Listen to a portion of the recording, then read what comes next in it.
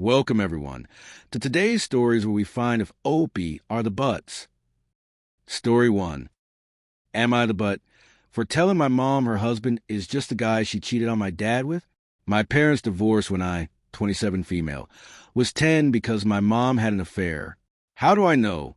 Because her affair partner turned husband was also married, and his wife at the time showed up at our house after the affair, came out both sides, and yelled it all over the place.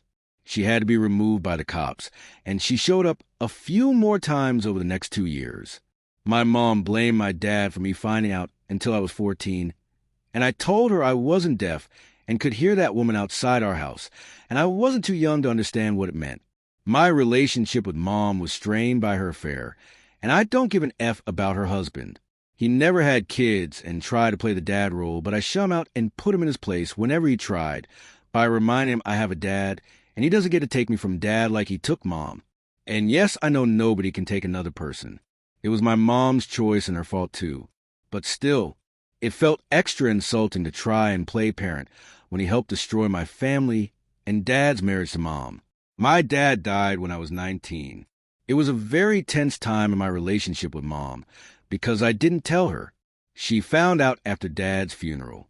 A part of me was glad because I did not want her to come to the funeral, and I certainly didn't want her there with her husband. My mom was hurt and acted like I owed it to her to let them come, so they could be there for me. I told her their support was not wanted right then, especially not for losing Dad.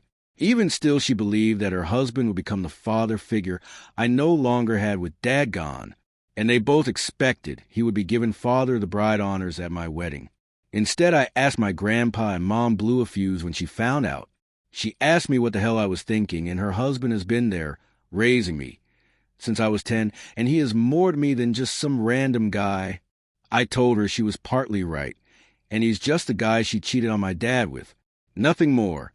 My mom said it was a childish and vindictive way to describe him, and that I need to get the F over it and appreciate how hard he tried with me. She said it's like I'm trying to punish them for the affair, when it was nothing to do with me. I told her this isn't a punishment. This is consequences, and she has to live with them, same way he does. She's still going crazy about me saying that, and I don't feel bad, but question if maybe I was a bit of a butt for telling her that. Maybe? Am I the butt? Story 2. Am I the butt for silently changing my son's name after my brother, and sister-in-law gave my nephew the name too? My wife and I had our son 4 months ago. We had a name chosen early in her pregnancy. We kept that name to ourselves, but my sister-in-law, married to my brother, found it out when she was still pregnant with my nephew, almost 7 months old. She never said how. She just told us she loved the name. Congrats, and she couldn't wait to meet him. We assumed she snooped because she was not told. I even mentioned it to my brother, and he said that his wife does like to browse through people's things like it was no biggie. Then when my nephew was born, they announced his name, and it was a name we chose. First, middle, and last name.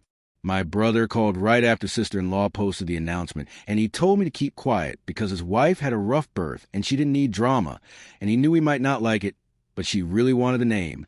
Her reason? My brother and I have matching twin-like names, and sister-in-law want to connect our 2 boys by just giving them the same name, so they were each other's namesake. My wife and I talked it over, and we decided to pick a different name. But we pretended to keep the original name until there was zero risk of sister-in-law changing my nephew's name. 6 months after birth is harder to make a change in our state. We only started telling people the true name last week. My parents and sisters said it made sense. Friends and my ILs understood why we did it. My brother told me I upset his wife by silently doing this shit and taking away her choice to match the boys. He told me it was a dick move. I told him his wife using the full name we chose was a dick move. I asked him if he considered how much tougher it would be with both boys enrolled in the same schools with the very same name. Not to mention banking, doctors, dental, all kinds of stuff. He told me plenty of people have the same name, and it's not a big deal. And it's hard to mix shit up now, and we're just trying to gatekeep names. I think he's cray. So does my wife. She said he clearly doesn't want sister-in-law to be mad. But am I the butt for what I did? Like, are we weird for thinking of this kind of stuff? Story 3. My sister-in-law asks a lot of stupid, annoying questions every time she is told no. So I decided to answer her honestly. Am I the butt? I, 28 female, have 2 older brothers, Paul 30 male and Ben 33 male. Ben is married to Ellie, 32 female, and Ellie is a lot. At her age, she still does not understand boundaries, personal space/time, or the difference between reasonable questions and stupid ones. Ellie can't for the life of her get that people are entitled to their space, time, and to say no, and when someone says no, she will follow up with a lot of stupid additional questions, somehow try and make that person feel bad for refusing her.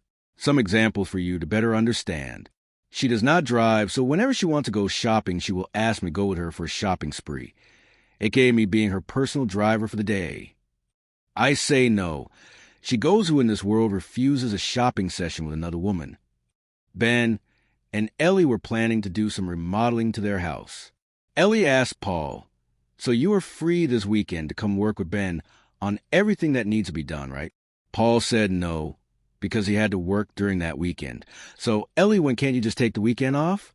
Why can't you prioritize helping your brother over work? It's just a one-time thing. You'll have other weekends of work." Both Paul and I talked to Ellie and to Ben as well. We asked Ellie to stop with this habit because it's honestly annoying. She is not entitled to our time. She is not entitled to question us about our reasons or to insist on things. Basically, we tried to tell her no as a full sentence, but she doubled down and said she is not doing anything to annoy us, but that she naturally is a curious person, and this is why she asks follow questions. No need to mention that nothing changed and she continues to do her thing. So I decided that since she is a curious person and needs to know everything, I should answer her honestly.